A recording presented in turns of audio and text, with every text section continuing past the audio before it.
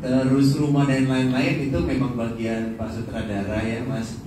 Jadi mungkin Mas Daniel memang sudah memilih yang sebegitu, dari kendaraannya, terus ngobrol dengan Sari, kostum kita juga, ya kan, yang agak bawel dengan perkostuman harus begini, ini keren, ini harus begini, memang begitu. Jadinya memang, oh iya memang bagus gitu kan.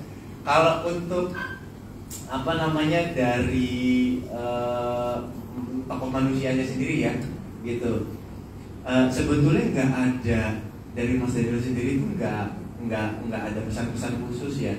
Cuman waktu pas hari pertama ketemu ngobrol itu cuman ya cerita tentang ya, karena memang sudah nonton juga Mas ya, gitu kan. Ya kurang lebih pinginnya tuh seperti ini nanti ya, ditunjukkan juga tuh kalornya pinginnya kayak begini, moodnya tuh begini gitu. Karena itu juga saya sempat tanya apa namanya mau buat ke arah mana gitu kan. Karena buat saya sendiri itu apa namanya, kalau ternyata oh maunya dibuat komedi ya berarti kan memang kitanya juga harus menyesuaikan juga gitu. Tapi ternyata memang dibuatnya moodnya ya seperti yang kalian tonton tadi, itu jadi catatan aja buat saya. Sama pencarian manusia Jeffrey ini ya saya coba apa namanya bangun backstory-nya lah gitu ya, yang bukan dari level keluarga yang sama dengan Sofia, tapi setelah itu menikah dengan Sofia di keluarga itu otomatis pasti Jeffrey punya potensi untuk bisa berubah seperti itu gitu loh. Ada orang yang memang jadi orang kaya sebelumnya bukan orang kaya, tapi potensi dia untuk berubah itu nggak ada, itu ada gitu kan. Nah, tapi saya mencari kemungkinan yang terjadi. Oh Jeffrey bisa seperti ini, oh seperti ini gitu. Jadi semuanya itu bisa terbentuk. Dan untuk ukuran orang seperti Sofia, saya pasti disekolahin di sekolah apa kayak Johnny apa? Johnny Power. Saya pasti disekolahin sama Sofia. Jadi apa namanya? Hal-hal yang tidak dibahas itu saya buat semua gitu loh. Saya pasti disekolahin, bukan kemauan saya, tapi Sofia pasti menyuruh saya seperti itu. Kamu kesini untuk apa namanya, bagaimana berperilaku, bagaimana ini, karena kamu nanti akan ada di sini, kamu akan mimpin jadi begini. Nah, akhirnya memang Jeffrey itu semua olahannya Sofia tuh. Itu olahannya Sofia. Kurang lebih seperti itu sih Mas. Menambahkan ya kehebatan Arya Saloka on screen gitu ya, dia tuh sangat elastis sekali gitu, fleksibel banget untuk dibentuk.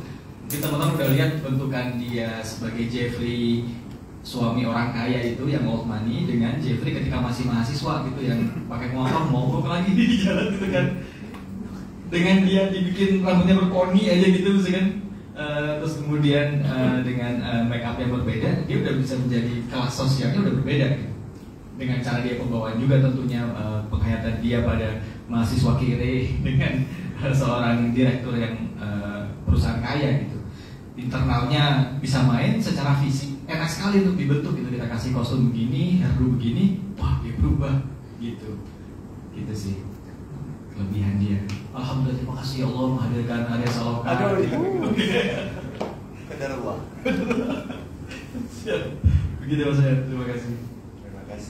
Baik, mungkin ada yang mau ngasih masukan atau nanya lagi selanjutnya dari sana. Selamat malam, saya Tari dari VOI. Pertama, selamat untuk filmnya. Saya menikmati, tapi mungkin pas di paruh kedua ketiga tuh udah mulai gelisah gitu ya. Gelisah entah karena durasinya panjang, terlalu panjang atau seperti apa gitu. Tapi secara keseluruhan saya nikmati ceritanya. Ada beberapa pertanyaan. Pertama, tadi kan di sini ada karakter Sarah yang diperankan sama Davina. Ini pertanyaan buat Mas Daniel. Pertanyaannya, kenapa Sarah ke kampusnya pakai crop top? Terus kan dia mau digambarkan secara kayak invisible lah gitu, tapi gimana kenapa dia bisa digambarkan bisa masuk ke kampus, bisa masuk ke kelasnya, mata kuliahnya Pak Jeffrey. Yang kedua, ada referensi nggak dalam menggarap adegan-adegannya? Tadi visualnya juga keren banget itu. Ada referensi apakah ada referensi selain film originalnya gitu?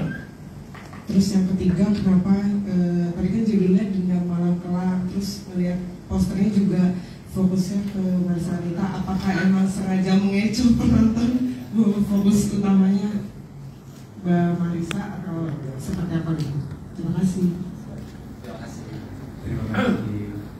Wah, ini sebetulnya pertanyaan yang dijawab sama Pak Sutradara semua nih. Dari crop top, iya kan? Iya, crop top kan impresi itu gimana soal crop top gitu ya? Kalau saya menanggapi crop top ya, gitu kan. Ya sebetulnya baru pertama sih saya lihat di kampus pakai crop top juga sebetulnya. Tapi ya menarik perhatian saya sih. Itu mungkin maksud dari tujuan scene itu kan memang itu yang Sarah ingin menggoda dosennya kan, tujuannya itu memang yang dari jaket dia diganti menjadi jaket lab gitu kan. Jadi sebenarnya tidak crop kemana-mana, crop aja tapi ada jaketnya kan. Tapi memang cara dia ngebuka yang buat dia seakan-akan natural tuh memang ingin menggoda Jeffrey, mau nyari perhatian dia gitu. Tujuan scene-nya begitu dan tujuan karakternya memang juga itu gitu ketika masuk. Kenapa bisa? Tergoda. Kenapa Sarah bisa masuk ke kelas itu? Iya, iya begitu kan pertanyaan terima. Iya. Mungkin karena kamu saya IKJ kali ya. IKJ itu orang masuk keluar masuk aja kalau di IKJ ya. Tapi mungkin dengan perspektif bahwa dia bisa infiltrate gitu ya sebagai mahasiswa. Kemudian Jeffrey itu ada beberapa semester gitu mungkin yang mahasiswanya udah nyampur dari semester yang lama masuk lagi gitu. Sehingga mungkin absensi Jeffrey-nya agak nggak terlalu detail, apalagi dia udah melihat bahunya Sarah kan gitu kan, apalah itu absensi gitu kan, jadi nggak perlu diabsen lagi gitu, ditawarin lagi saya tadi telat banyak banget nggak Pak pelajarannya Pak itu begitu kan, jadi memang tujuan dia itu mendistract konsentrasi memang, sehingga detail-detail prosedural itu udah hilang dari kepala Jeffrey gitu.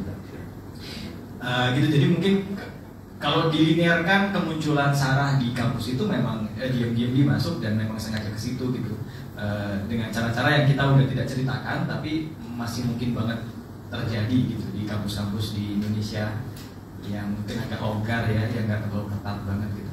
Seperti kampus saya di Cikini itu siapapun bisa masuk kayaknya. Saya benar-benar orang luar pun juga bolak-balik bisa masuk. Iya, ini siapa ya? Nggak tahu tapi ikut aja pelajarannya.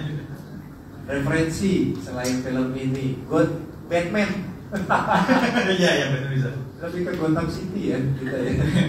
Kalau saya pribadi, saya tuh pecinta Alfred Hitchcock sebenarnya, Hitchcock. Jadi dan bahkan ada istilah Hitchcockian gitu, bahwa orang-orang yang mengikuti paham Hitchcock gitu. Ya kalau kontemporer ada Fincher ya, David Fincher, dan dia lebih kekinian lagi mungkin Rian Johnson yang bikin Knives Out, itu dia juga dianggap sebagai Hitchcockian juga dengan cara storytellingnya dia gitu. Dan salah satu yang menarik kenapa menggunakan pendekatan Hitchcockian ini adalah bahwa noir yang dia bawa oleh kelompok ini adalah noir yang mengupas sisi gelap manusianya gitu. Yang semakin kita bedah sisi gelap manusia itu, semakin kita menemukan diri kita sendiri. Si penontonnya, oh iya, gue juga punya sisi itu sih sebenarnya yang gue pendam dalam-dalam, tapi di film ini diungkap gitu, entah dari segi nafsu, keserakahan, tema-tema noir kan seperti itu gitu. Itu sih, jadi menggali lebih dalam sisi gelap manusia itu, noir sesungguhnya tentang itu.